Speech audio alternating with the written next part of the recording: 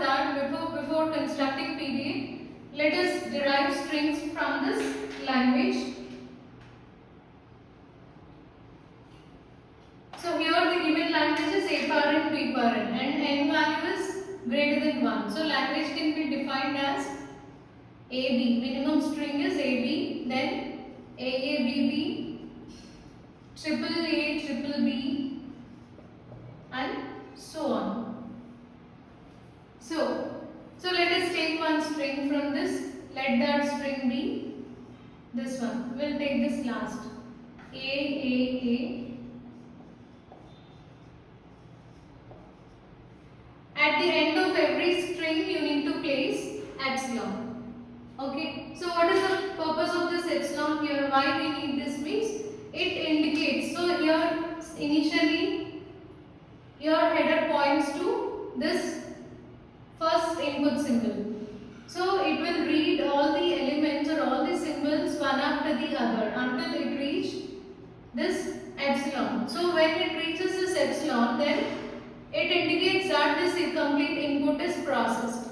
Okay, input is processed completely and there is nothing else after this. So for that you need to place epsilon at the end of input tape. Now, so let us see the operation first. So here the logic for problems, it will vary from problem to problem. So first let us see, this is a basic problem. So I am starting with this. So first thing is step 1. So if input symbol is A, then write it like this. If input is A, perform push operation. Push A onto stack. Next, if input is B, pop A from stack for B. Okay.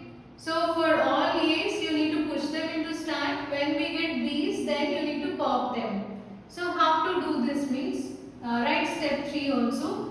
You need to repeat this step 2 until stack is empty.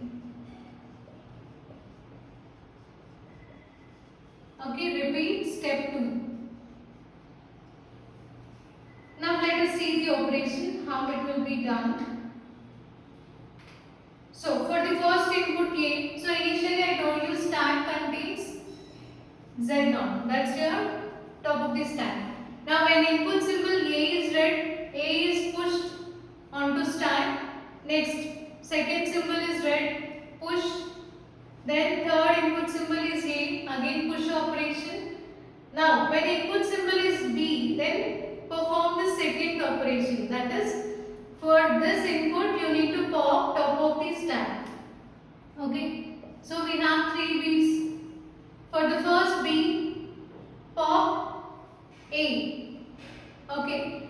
For the second B, pop second A. For the third B, pop third A. So pop A from stack for every B. For every B we are popping one A from the stack. So you need to repeat this process or repeat step 2 until stack is empty. So you need to pop all elements from the stack until stack contains only Z0. So even we can pop this Z0 also. So you can repeat this until stack is empty. So this is the logic. Now we'll see how to write transition functions for this problem. So let us see that.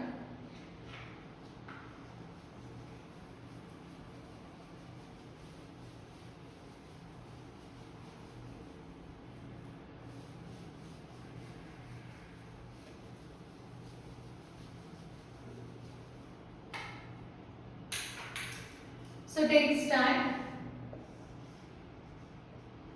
initial symbol Z0. Now, so transition function delta, so initial state is Q0.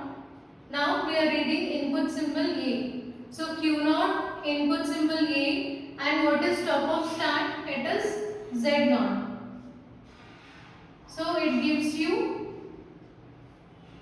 Q naught A Z naught.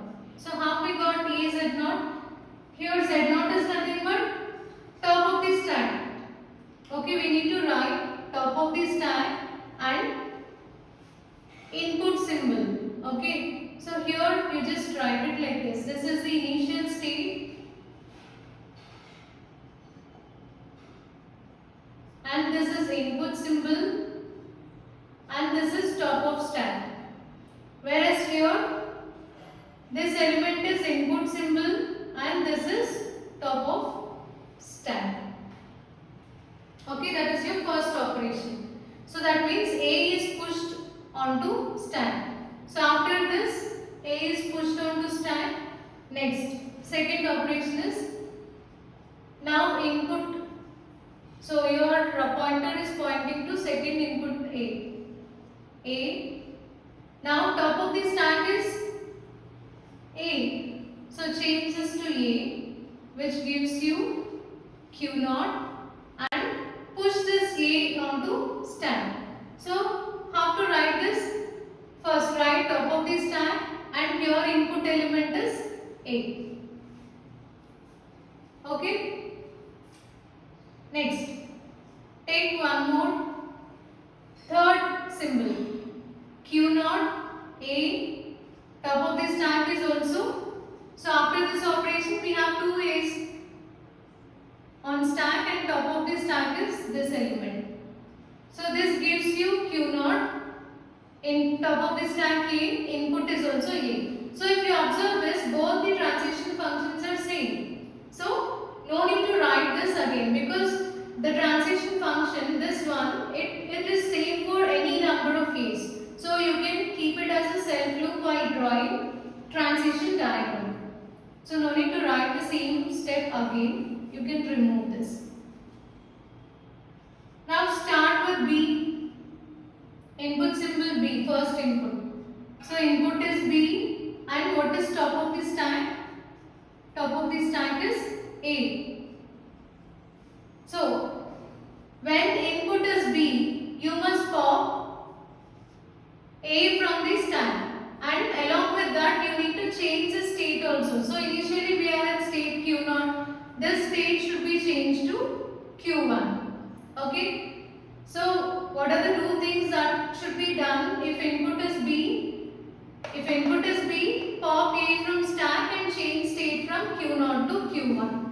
So now this Q0 is changed to Q1 and pop operation can be represented like this, epsilon.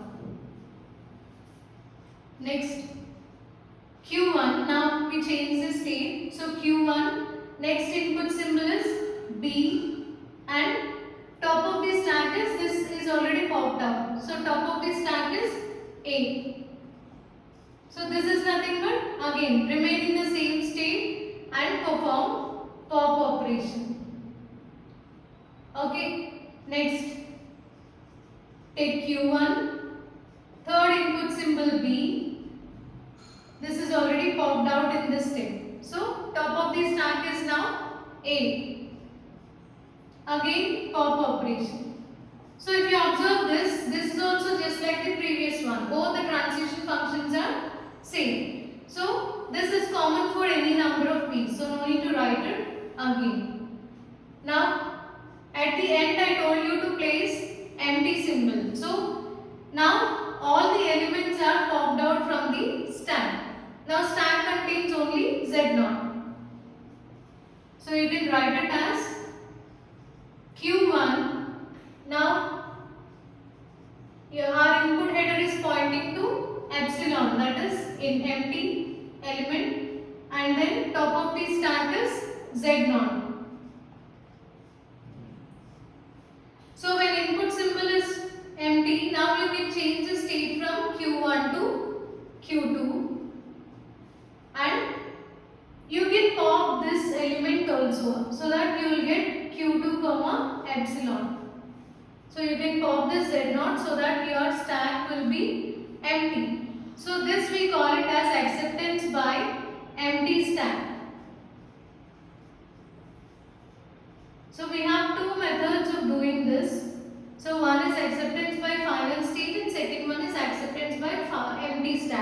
So you can write it like this, or the same thing can be written as QF comma Z naught. So this we call it as acceptance by final state. So we are changing the state and this Z naught remains as it is in this stack. We are not performing pop or pop operation on Z naught. So you can write either of the two functions. Anything is okay. So for this, I am taking this case. So this is how we will construct PDA for the given language.